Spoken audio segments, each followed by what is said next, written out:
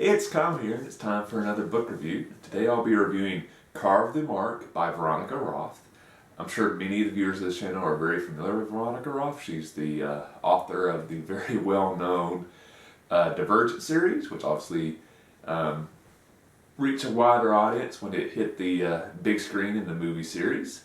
I was a huge fan of the Divergent series in the book form. It's awesome. Probably one of my favorite endings to a trilogy ever. I thought she did an awesome job with the last book. I know some people didn't quite like how it ended, but I thought it was awesome. I thought it was a very unique way to end the series. So I was a very big fan of Veronica Roth. So when I found out she was doing a new book, I was very excited about it. And then I became super excited when I found out the bookstore in my local community was actually hosting a live author event with Veronica Roth right nearby, which was a big deal because this was her book signing for the entire Atlanta area. It wasn't like she was doing multiple appearances in Atlanta. Like, this was the one bookstore she was doing a live event at.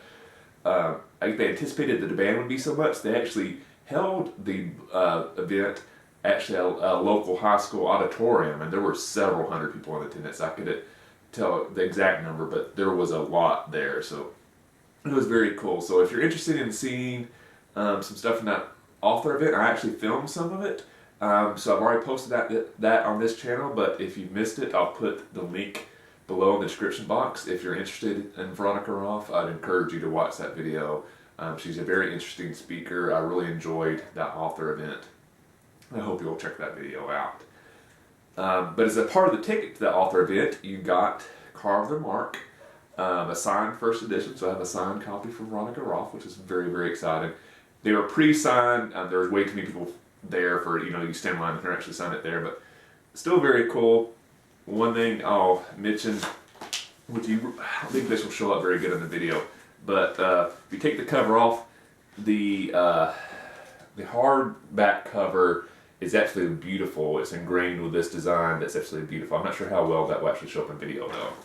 And what the design is relates very specifically to what this book is about. And so let me get into that. I'll explain the design a little bit more as I go. But basically, Carve the Mark is a sci-fi young adult book. I would definitely say it's still young adult, but it has a very sci-fi focus. It is set in, they're kind of a little vague. She never gets super detailed about this part, but it seems the way she describes it, they're set in one solar system where multiple planets are all inhabited. It's possibly, it could be multiple solar systems, but she tends to refer to like one sun. So the way I read it, I'm 98% sure this is all set in one solar system. And actually that artwork on the cover is actually a map of where all the planets that are inhabited are located. It kind of gives you an idea of where everything's at. So the basic concept behind this book is that, and this, I'm just going to refer to it as the solar system, there are several major planets that are inhabited, and they've all formed together to kind of form a solar system-wide government that kind of helps oversee all this stuff. So each planet is kind of in control what happens in, for the most part, what happens there, but this overall government helps keep things running smooth at the solar system level. So kind of think of something like the United Nations on our planet, except with a little bit more power than the United Nations has.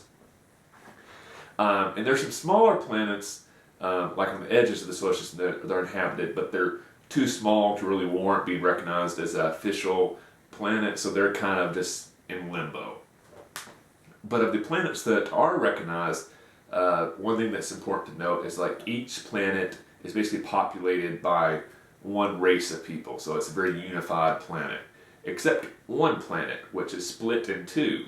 But the solar system-wide government just recognized the government of one of those people as the official government for the entire people.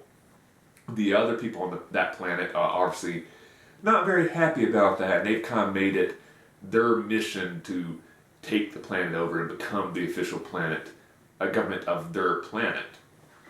And that's the basic setup for the book. So you basically have these two peoples on this planet locked in a battle to try to control the future of their planet. The storyline is very narrowly focused on two main families, one for each side of the planet, and how their fates are intertwined as in this struggle. So, you know, it definitely has an element of some other like YA books you've read where there's, you know, two main groups you're focusing on, but at a very narrow focus. There's definitely like some elements of you can relate to a Divergent where there's the different cast and the different groups. So you can kind of relate to that a little bit here. One thing that Carve the Mark has kind of an interesting concept behind is kind of like a Force-like element that exists in this solar system. So Veronica Roth explained it very well in the live author, and it's all to try to do it in a very similar way. So, like in the Star Wars universe, the Force exists, but it's really invisible, and so like in everyday life, you just can't look at something like, oh, there's the Force. And unless you actually see a Jedi use the Force, it's just more of a legend. You're not really sure if it exists. Some people believe, some people don't. Well, in Carve the Mark's universe, there is something called the current. And the current basically is very much like a Force-like element, but the biggest difference is it's visible. People can see it in everyday life. And when I mean visible, literally, it's almost like the jet stream, but it moves through the entire solar system. And as it moves through the solar system, it actually takes on different colors and stuff. So if you're on a planet, you can actually look up and see the current moving and see like, oh, today it's blue, and the next day it might be purple. So you can actually physically see the current, so everybody knows it's real.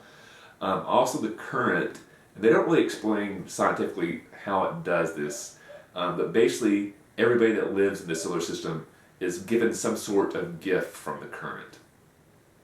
So for example, you might have the ability to not feel pain, or you might have the ability to predict the future, or you might have the ability to master like mechanical objects, or you might have the ability to put people at ease and give them comfort. And nobody really knows what their power will be until they kind of hit around puberty, and that's when they're basically receive their current gift. But with each current gift, which is an interesting twist, there's a positive and a negative side. So even if your current gift seems really awesome, there's also a drawback. So for example, the gift I mentioned where the person can put people at ease and kind of calm them down, that person actually also has a hard time experiencing emotions on her own. So they basically say like, she can never really cry. She has a hard time feeling any emotion. So, you know, it's kind of a drawback for her. But the reverse side is people like being around her because of her power. When they're around her, they feel happier and calmer and stuff like that. The person who doesn't feel like pain, you know, they make a great soldier because, you know, they can be in all these fights and, you know, rib can get broken, but they don't feel the pain, so they keep on going. The downside is, since that person doesn't feel pain of any way, they often forget to drink, eat. If they do cut themselves, they don't know, and so they can basically bleed to death unless somebody tells them. So like that person, they had to set alarms to remind themselves, all right, it's time for me to eat, or it's time for me to drink, because since they don't really feel any pain, the typical hunger pains that a normal person feels, that person would never feel. So if they did set those alarms, they would literally just starve to death and not even realize it. So it's an interesting concept behind that. So the world building in this book is absolutely amazing. She does a great job in this book of setting up what everything's like, what are all the rules are, what are the various planets. We don't visit all the planets in this book, but we visit a few, so it's kind of an interesting start. And I should say this is going to be a series. I'm not sure, and it doesn't really say in the book if it's a planned trilogy or 2 books, 5 books, don't know, but it is a series. It's not just a standalone book. So that's the basic setup of the book.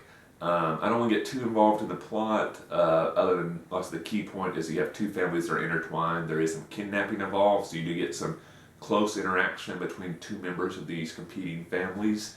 And, you know, it's interesting to see how that develops, how their viewpoints of each other change when they're in close contact with each other.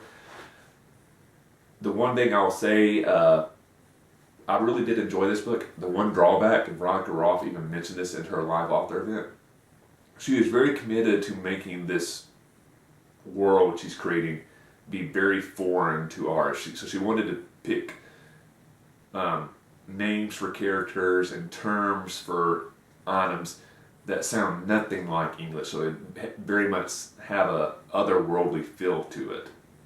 And she actually based a lot of it on like sounds and syllables for the Hungarian language. So the names and stuff take a while to get used to. So like I would say the first 30 or 40 pages, I was kind of struggling to kind of keep track of like, well, which character's who and how they're related, because the names kind of look like gibberish to me. So when that's the case, a lot of times it's hard to, identify which character's who. But after, at least for me, after about 30 or 40 pages, you kind of get used to it, and you're quickly to remember who all the characters are, how they're related, and you kind of understand the language of the book.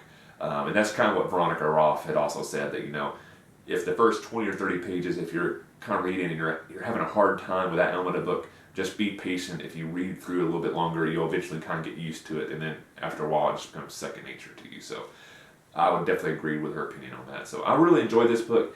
I don't know if I enjoyed it quite as much as Divergent. I think Divergent is great. It's one of my favorite series of all time.